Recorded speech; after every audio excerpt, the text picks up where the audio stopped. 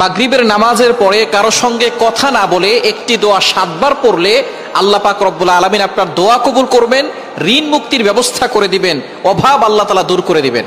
বর্তমান আমাদের সমাজে আমরা অনেকে আমল করতে চাই না। আমলের মাধ্যমে কিন্তু আপনি আপনার জীবনটাকে পরিবর্তন করতে পারেন।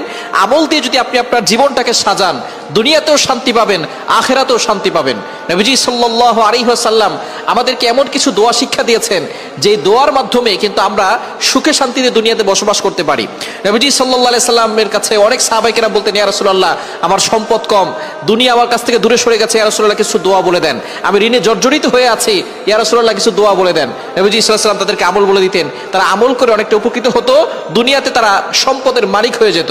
সুতরাং আপনি যদি অভাব দূর করতে চান এবং ঋণ থেকে মুক্তি পেতে চান, অনেকে ঋণের জ্বালায় জর্জরিত হয়ে গেছে, ঋণের বোঝায়, ঋণের টেনশনে তাদের চোখে ঘুম আসে না, অনেকে লোন নিয়েছে, ঋণ পরিশোধ করতে পারছেন না। আপনি মাগরিবের নামাজের পরে কারো সঙ্গে কথা না বলে আপনি সেখানে বসে কিবলার দিকে মুখ করে একটি দোয়া পড়বেন। হযরত আলী রাদিয়াল্লাহু তাআলা আনহু বলেছেন, এই দোয়াটা যে ব্যক্তি পড়বে তার যদি পাহাড় সম পরিমাণ ঋণ থাকে, আল্লাহ তাআলা সেই ঋণ মুক্তির ব্যবস্থা করবেন এবং আল্লাহ পাক রব্বুল আলামিন তার অভাব দূর করবেন। যখন আপনি ঋণ মুক্তি হবে তখন আপনি আস্তে আস্তে সম্পদশালী হতে পারবেন। সুতরাং দোয়াটি হচ্ছে, আল্লাহুম্মা কফিনি বিহালালিকা আন হারামিক ওয়াগনিনি বিফদলিকা আম্মান সিওয়াক। এই দোয়াটা মাগরিবের নামাজের পরে কতবার পড়বেন? 7 বার পড়বেন।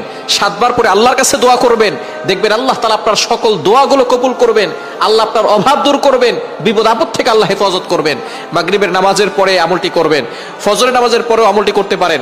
এছাড়া যদি ঋণ আপনার বেশি হয়ে যায়, সব সময় এই দোয়াটি পড়বেন, আল্লাহুম্মা কফিনি বিহালালিকা আন হারামিক ওয়াগনিনি বিফদলিকা আম্মান সিওয়াক। আল্লাহ পাক রব্বুল আলামিন আপনার ঋণ মুক্ত করে দিবেন, আল্লাহ তাআলা অভাব দূর করবেন, সম্পদশালী বানিয়ে দিবেন। সম্পদের প্রয়োজন আছে, আপনি হজ করতে যাবেন, বিমান ভাড়ার জন্য টাকা পয়সার দরকার আছে না নাই? যাকাত দিতে হলে যদি আপনি যাকাত দেওয়ার নিসাব পরিমাণ মালিক না হন, তাহলে আপনি যাকাত দিতে পারবেন না। আপনি নিসাব পরিমাণ মালিক হলে আপনি যাকাত দিবেন। এখন আপনি যাকাত দিবেন, এই জন্য আপনার সম্পদ থাকার দরকার আছে। মানুষকে দান করবেন, এই জন্য আপনার কাছে টাকা পয়সা থাকার দরকার আছে। আপনি নামাজ পড়বেন, নামাজের জন্য সতর ঢাকার জন্য জামা কাপড়ের দরকার আছে না নাই? এই কাপড় কিনতে হলে টাকার দরকার আছে না নাই? সম্পদের দরকার আছে। তবে সম্পদ আমাদের মূল লক্ষ্য নয়, আমাদের মূল লক্ষ্য হচ্ছে জান্নাত।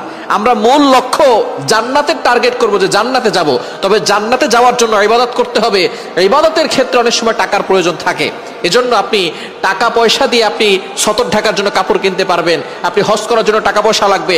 আল্লাহর কাছে দোয়া করবেন, আল্লাহ তাআলা যাতে আপনাকে হালাল ভাবে সম্পদের মালিক বানান। তাহলে আল্লাহ পাক রব্বুল আলামিন আপনার ঋণ মুক্তির ব্যবস্থা করবেন, হালাল ভাবে সম্পদ দিবেন।